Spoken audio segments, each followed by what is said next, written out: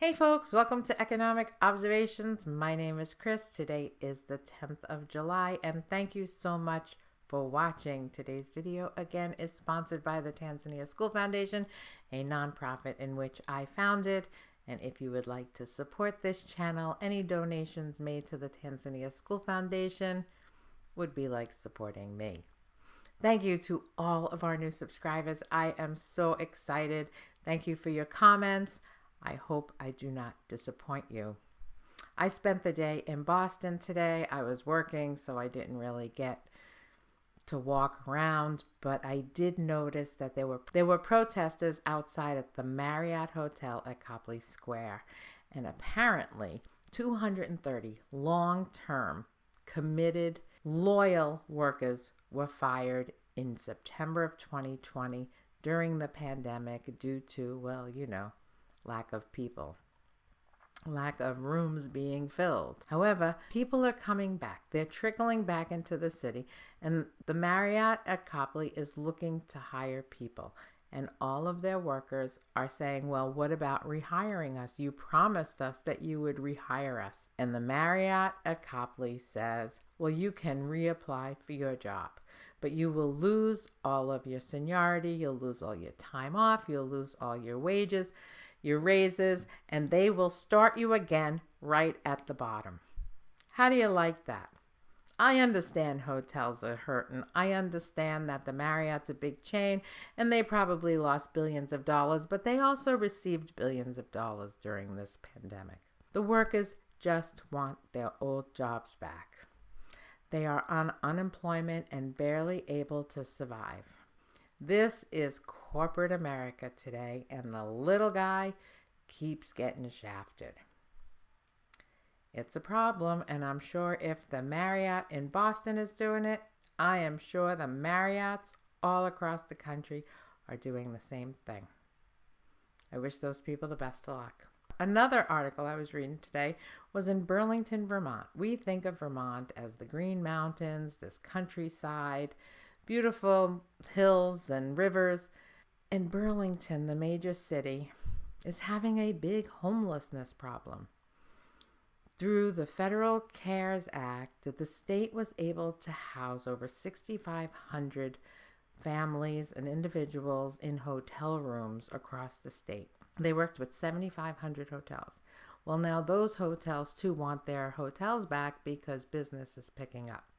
The state was paying $80 a night for each person to stay in them. At the end of June, some people got a knock on their door saying, I'm sorry, but you do not qualify for this room anymore.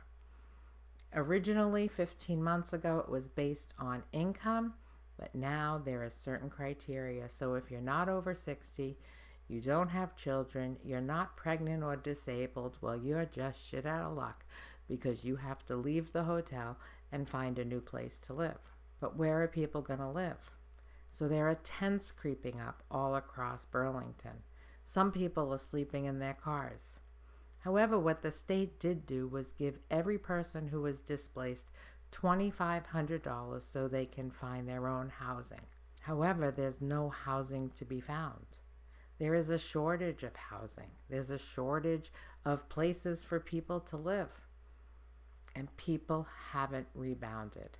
And you know, if I hear that there's a recovery going on and that things are booming, well, I just don't see it in half of the country. Now, I was at Copley Square today in Boston, and I was outside, and I was talking to a lot of people, and there were people from all over the world out there today. Those are few people. That's not the majority of people. Sure, there were some people spending money, and there were some people staying at, the Marriott Copley Hotel, and there were people going to weddings. But then just 2 blocks away, there are people protesting for their jobs back. It's so uneven. It is so divided, economically divided. And I don't know how we fix this, but I want you to think about one thing, right? Restaurants are coming back, but they're riddled with debt. Riddled with debt. It's going to take them years to recover. Their only lifeline they had during the pandemic was drinks to go. And when the state of emergency ended in states all across the country, that ability to serve drinks to go was ended. They are really scared that their outdoor dining is going to be eliminated also, because now they can double their capacity with both indoor and outdoor dining. And if you take away that outdoor dining, half of their revenue goes away.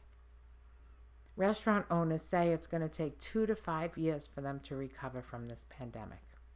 What about those 15 months of missed opportunity? 15 months, you can't get that back. But landlords get their money on commercial real estate because there was no moratorium on commercial real estate. This is not over by a long shot. There's going to be repercussions coming down the pike.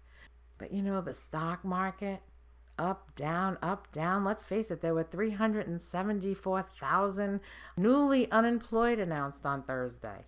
It's not normal. Nothing is normal. It's the writing on the wall. And if you have a job, good for you. Hunker down and get out of debt.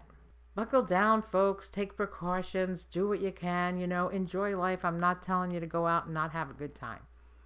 If you can do it, be happy. Be happy. Be happy if you have no debt. Be happy that you have a job. Just be happy, live your life. But know in the background that there's some serious stuff going on. It's out of our control. But the best you can do is just prepare yourself mentally and prepare yourself physically. All right. Again, thank you all to my new subscribers. I love you all. Have a great day. Thank you so much for watching. As always, I appreciate you, and I will talk to you again real soon. Have a good day.